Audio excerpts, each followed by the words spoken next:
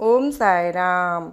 సాయినాథుని సమయపాలనలో బాబావారు నేను ఇక్కడ మసీదులో ఎక్కువ కాలం ఉండను, నేను ఇక్కడకు నుండి వెళ్ళిపోతాను అనేవారు. ఒక్కొక్కసారి మసీదు విడిచి నిజంగానే బయలుదేరేవారు.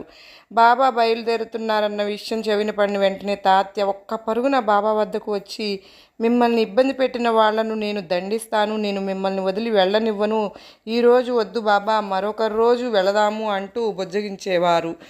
బాబా ఒక్కోసారి ఎందుకు చేసేవారు ఆయనకే ఎరుక.